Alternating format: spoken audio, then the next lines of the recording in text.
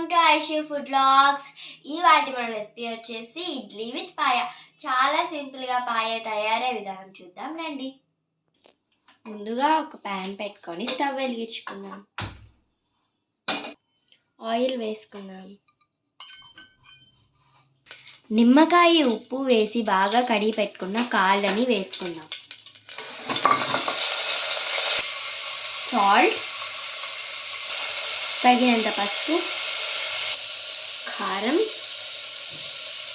తగినంత కారం, ధనియాల పొడి తగినంత. ఇప్పుడు ఇవి మునిగేంత వరకు వాటర్ వేసుకుందాం. ఇప్పుడు మూత పెట్టేసుకుందాం. ఇప్పుడు 5 విజిల్స్ రావాలి. ఈలోపు మనం మసాలా ప్రిపేర్ చేసుకుందాం. సన్నగా తరిగి పెట్టుకున్నాం ఎర్రగడ్డ,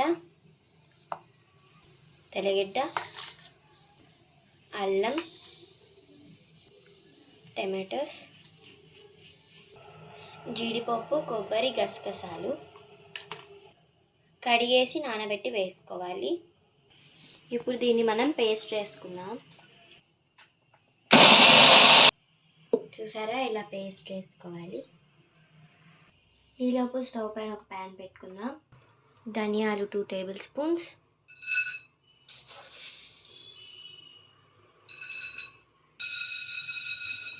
బాగా వేయించుకోవాలి ధనియాలు కొద్దిగా ఎర్రగా వేగిపోయిన తర్వాత 3 టేబుల్ స్పూన్ మిరియాలు,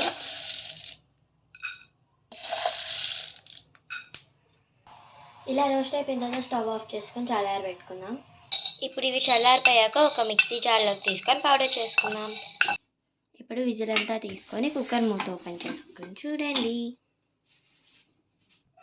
పాయ ఎంత బాగా ఉడికిపోయిందో. ఇప్పుడు తిరువాత పెట్టుకుందాం. ఇప్పుడు కుక్కర్ పెట్టుకుందాం. ఆయిల్, పట్ట, లవంగం, యాలకలు, ఆవాలు, సోంపు, ఆనియన్స్, పచ్చిమిరపకాయలు,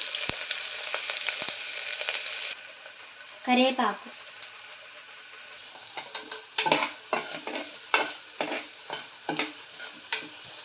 ఇప్పుడు టమాటా వేసుకోవాలి. కొద్దిగా ఉప్పు, ఆల్రెడీ మనం పేస్ట్ చేసి పెట్టుకున్న దాన్ని ఒక 3 టేబుల్ స్పూన్స్ వేసుకుందాం.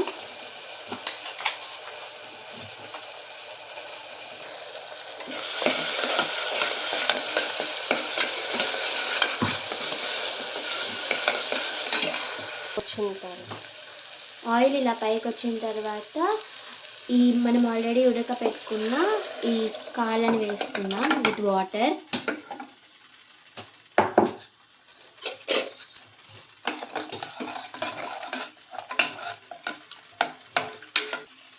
ఆల్రెడీ మనం పౌడర్ చేసి పెట్టుకున్న ధనియాలు, మిరియాల పౌడర్ వేసుకుందాం. ఇప్పుడు మళ్ళీ ఒక విజిల్ పెట్టుకుందాం. ఇప్పుడు ఒక విజిల్ వచ్చేదాకా వెయిట్ చేద్దాం. అంతే లోపల మా మమ్మీ వేడిగా పాయాలోకి ఇడ్లీ పెట్టింది. ఒక విజిల్ వచ్చేసింది. చూడండి, ఎమ్మి పాయ రెడీ. ఇప్పుడు కొద్దిగా కొత్తిమీర వేసుకుందాం. వాష్ చేసి పెట్టుకున్నాను ముందే. చూసారా ఎంత బాగుందో. వేడి వేడి ఇడ్లీ, వేడిగా పాయ. చూసారా, వేడి ఇడ్లీలోకి పాయ చాలా బాగుంటుంది. వేడి ఇడ్లీ విత్ పాయ రెడీ. చూసారా, ఇడ్లీ కూడా ఎంత స్మూత్గా ఉన్నాయో, ఎంత సాఫ్ట్గా. ఇప్పుడు టేస్టింగ్ టైం.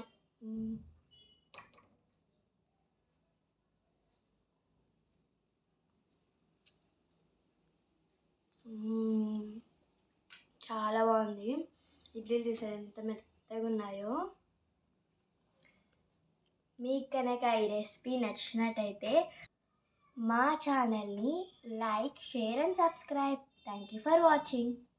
బాయ్.